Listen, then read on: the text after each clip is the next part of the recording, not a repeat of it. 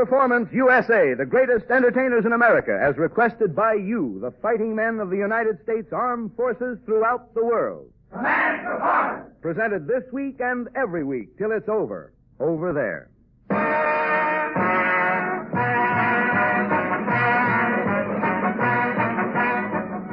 Get on the beam there, men. Here comes your personal radio show, Command Performance. Our opening letter is from Seaman First Class BRJ on a battleship somewhere in the South Pacific. He says, Dear Command Performance, maybe I'm just an old deck swabber, but I've got a lot of young ideas. One of them's Betty Grable. I happened to read in the last Walter Winchell column I saw that Betty was keeping company with George Raft. Please tell Betty that we've got a nice big battleship. Why should she waste her time with a raft? Well, brother, you've got something there, and we've got something here, too. She's yours for tonight. Fellas, Miss Betty Grable.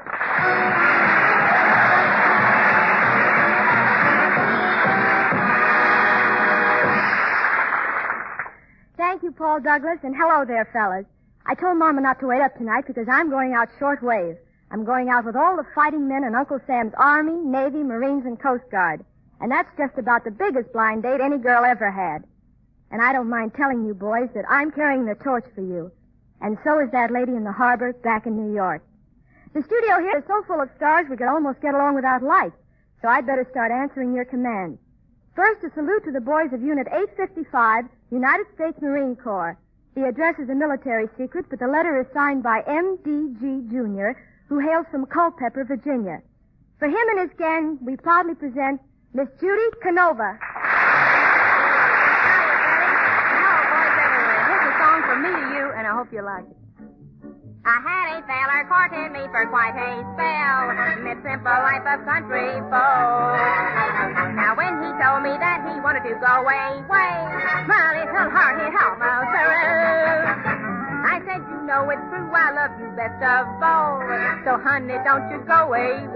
Now just as he went to go, it grieved my heart, and so these words he heard me say. Darn, that's pretty. Some of these days, you're gonna miss me, honey. Oh, some of these days, you're gonna feel so lonely. You'll miss my hug, you'll miss my kisses, you'll miss me, honey. When you go, feel lonely. I'm blue, only for you, honey. Oh, you've had your way, and that ain't hay. And when you leave me, I know will grieve me. You miss your little baby.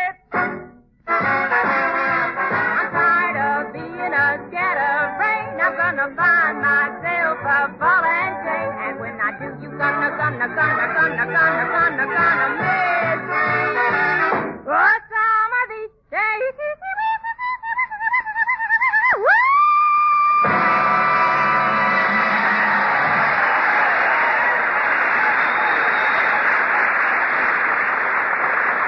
Thank you, Judy Canova. That was swell. On our show of March 22nd, a very amusing man gave a lecture to sailors in which he discussed the facts of life. Apparently, he gave such valuable advice that you men have called him back for his second triumphant appearance on Command Performance. Robert Benchley.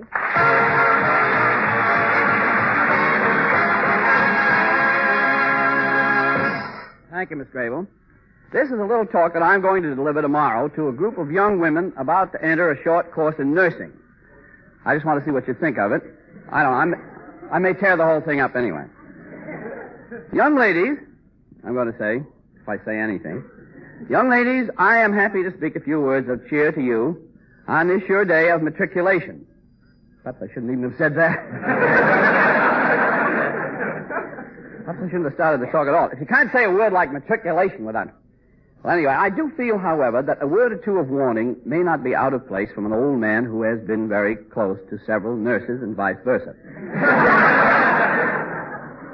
I like to think of us all as just one big family, don't you? It's nice. First, there comes the problem of bathing in bed. I mean, of course, bathing the patient in bed.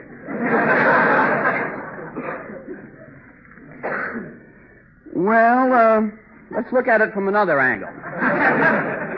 Let's take the subject of changing the bedding after bathing the patient in bed. Now, as I see it, the problem is to get the bottom sheet out from under the patient without tossing him too far in the air or catapulting him on the floor on the other side.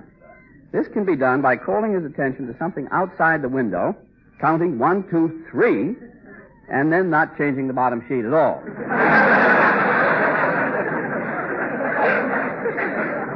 He won't know the difference in a couple of minutes anyway. So.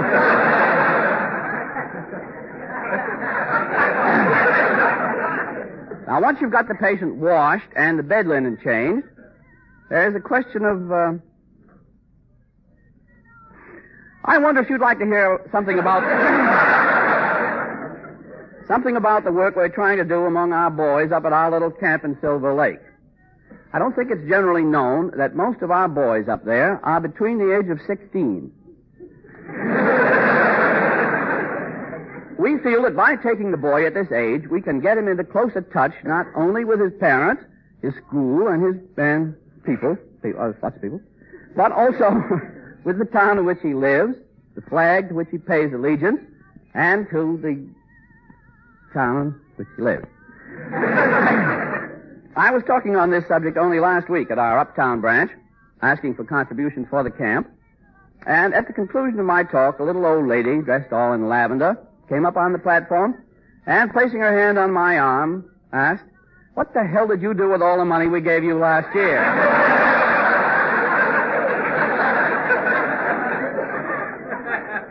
Well, I just laughed and pushed her off the platform.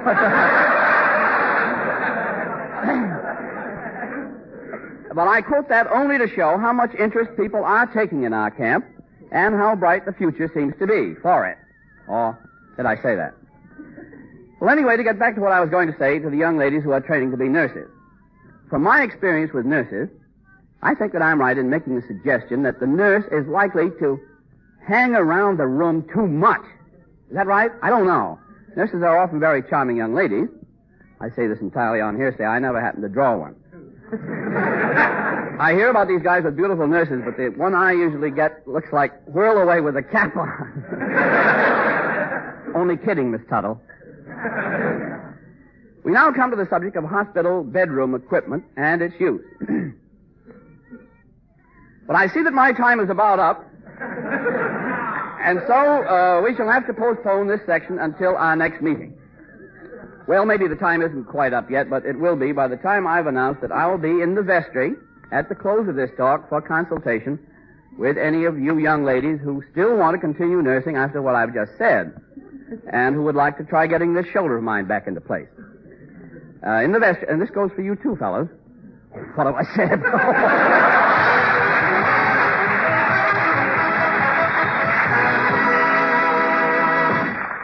Thank you very much, Bob Benchley. And now for 2 sergeants and 8 privates in the field artillery, APO 957, somewhere in the Pacific area, Command Performance presents the world's greatest trumpet player, Harry James and his music makers.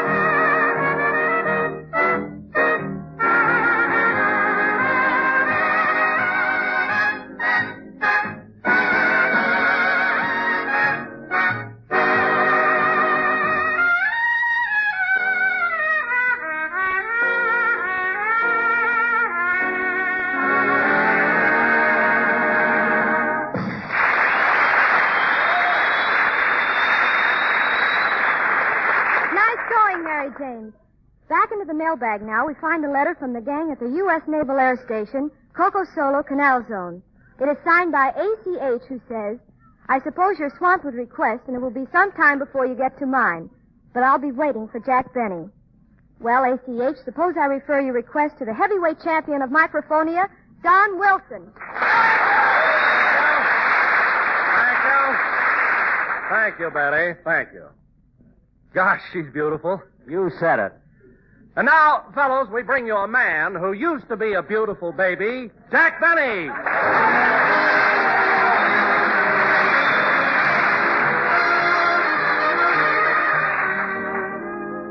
Say, Don, when I smiled at Harry James, you see how worried Phil Harris looked?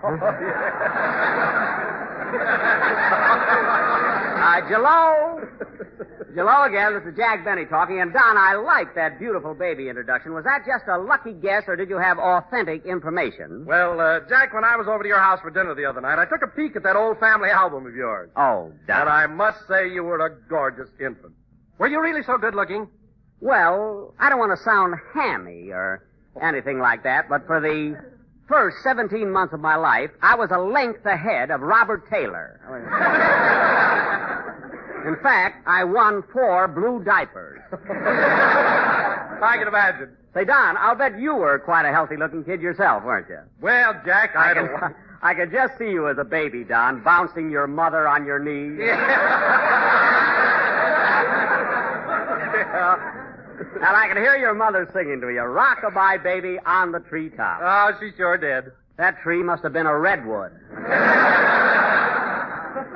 Well, anyway, I'd like to be a baby again. I really shouldn't keep talking like this, but I was about the cutest little Dickens in Waukegan. In fact, people from all around used to come to my father's meat market just to see me. Meat market? Why, I thought your father ran a clothing store. Well, Don, it was a combination meat market and clothing store.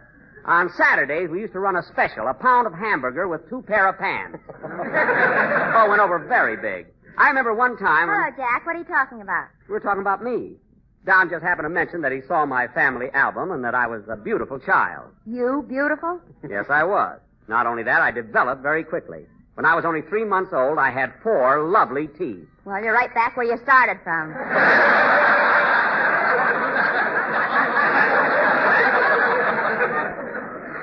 We should get laughs like that on our own show. Always kills me. Now, listen, Mary. I have a full set of teeth right now. And with the exception of a little argument I had with a cab driver in Toledo, they're all my own. And what's that price tag doing on the 3rd molar? Don't be funny. Say, Jack, did I hear you say that you had an argument with a cab driver in Toledo? Yes, but of course that was years ago. Well, what was the fight all about? Oh, nothing. He just happened to say something I didn't like, and he hit me.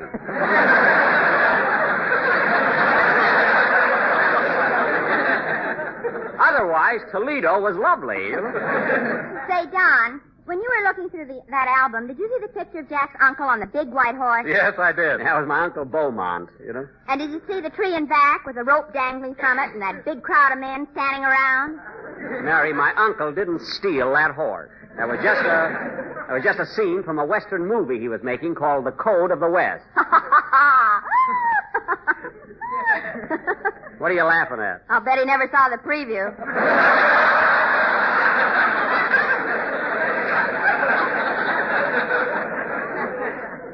He did, and he was a fine actor. Say, Mr. Benny. Oh, hello. Hello, Dennis. I didn't see you. Oh, I was around here. I heard you telling everybody what a beautiful baby you were. Well, Don brought up the subject. I never mentioned it. Have you got any cute baby pictures, Dennis? None where I'm facing the camera. Oh. You know, Mr. Benny, I wasn't a very pretty kid, but I was as smart as a whip. Smart, eh? I'll bet you were. All right, you can laugh, but when I was 12 years old, I recited the Gettysburg Address. At 12? What's clever about that? Could Lincoln do it?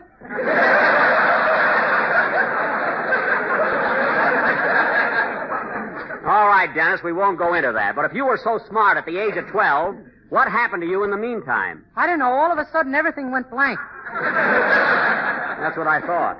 Say, where's Phil? Oh, he's around here somewhere. By the way, Jack, I don't know whether I ought to tell you this or not, but Phil's pretty sore about that crack you made at rehearsal. What crack? You know, when you told him that if he didn't like it here, he could go out and get his own program. Oh. Well, gee, Don, I was only kidding. I didn't mean anything. Well, Phil took it pretty seriously, and he said he's going to leave you. Leave me? Why, I made the guy. Gee. When I picked him up, he was demonstrating curlers in a drugstore window.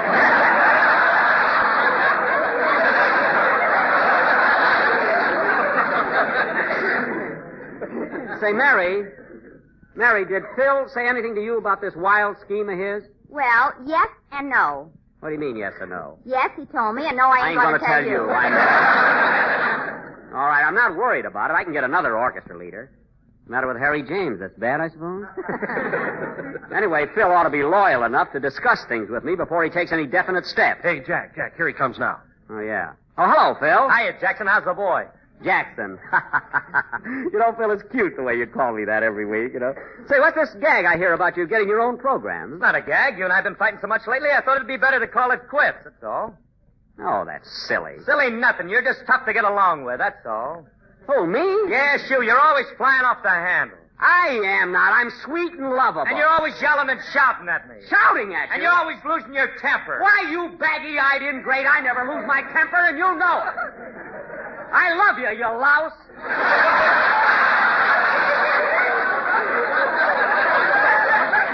Oh, sure. Well, now listen to me, Phil Harris. Gee, you think they were married?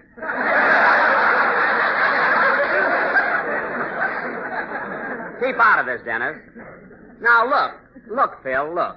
I'm not begging you to stay on this program. Then get up off your knees. I'm not on my knees. Anyway, Phil, there's no use arguing about it. You can't leave me because we've got a contract. Some contract. I supply the orchestra, and when people throw money at us, I have to split it with you. Oh, how often does that happen? Maybe once in a fortnight.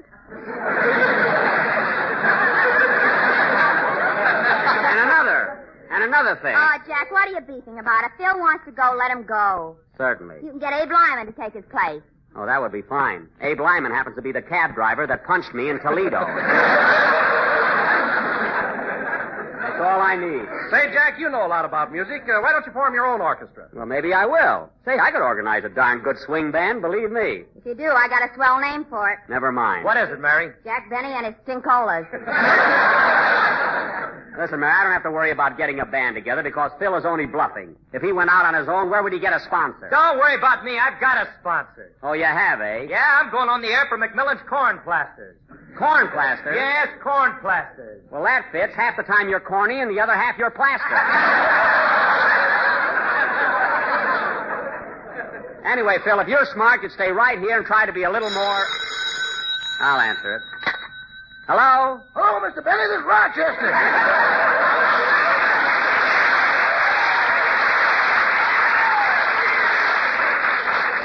Oh, you. What do you want? Are you planning to come home for dinner tonight? Well, certainly I am. Well, if you want something to eat, you better bring some food home with you. What are you talking about? There was plenty of food in the icebox when I left the house this morning. What happened to it? In the which? In the icebox. When I left this morning, it was just bulging with food. Well, the swelling's gone down now.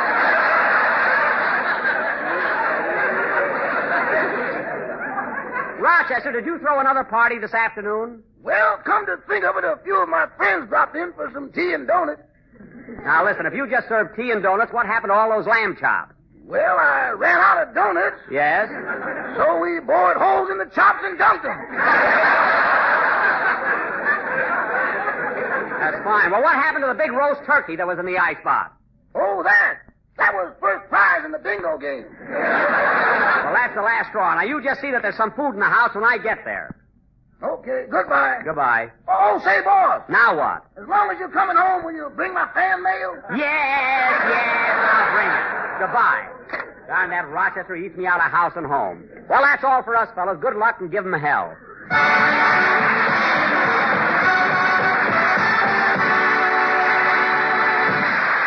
a lot, Jack Benny and Company. Now a very nice letter from a very nice sergeant at Army Post Office, number 803A at Suriname, South America. Dear Command Performance, I'm one of the many listeners to your program for the fighting men of the good old USA. You know, we fellas can't thank you enough for the wonderful work you're doing all for us. Our favorite singer is Mary Martin, And we'll be patiently waiting and listening for her sweet and lovely voice. Well, Sergeant, you don't have to wait any longer. Here she is, lovely Mary Martin.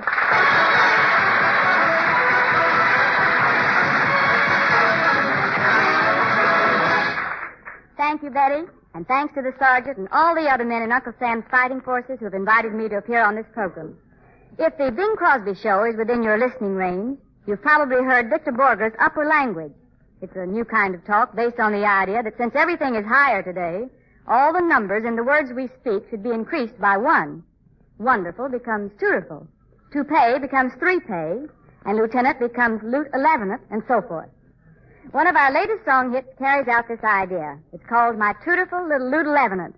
And with the assistance of the Music Maids and Hal and Harry James Orchestra, I'd like to sing it for you now.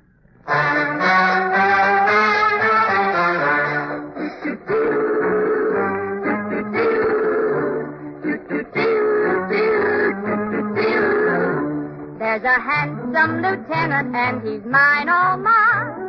No word is high enough, no praise to the sky enough. So I had to raise all the words by one. He is much more than wonderful, so I add one. I call him dutiful, that's one more than wonderful. In fact, he's just sweet divine. He is my dutiful little Lebanon, and he comes from Timbuktu. He is my dutiful little Lebanon. He's the only 2-5 me. It's higher praises that he deserves, so I sing his praises in higher words. He is my dutiful little Lebanon, and he comes from Timbuktu. Does he come from California? No, no. Does he come from 11th? No. Does he come from Washington? No, no. He comes from Timbuktu. It's higher praises that he deserves, so we sing his praises in higher words. He is my beautiful little Lebanon, and he comes from Timbuktu.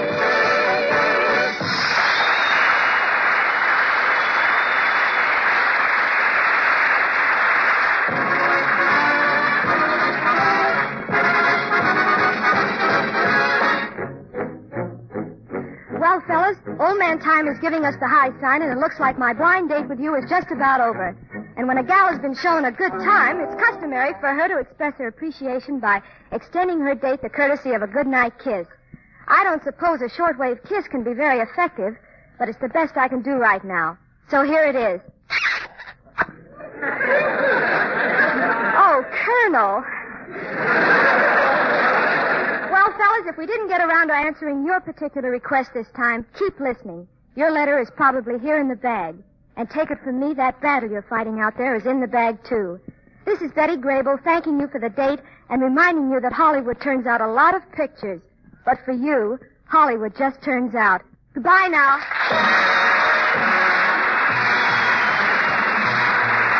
We're getting those letters, men, and their orders to us, because around here you're the GHQ. Keep on writing to the station to which you're listening, and Command Performance will fill your request. And listen, fella, for a time there, the Axis was getting pretty cocky. Right now, their worry is khaki. See you later.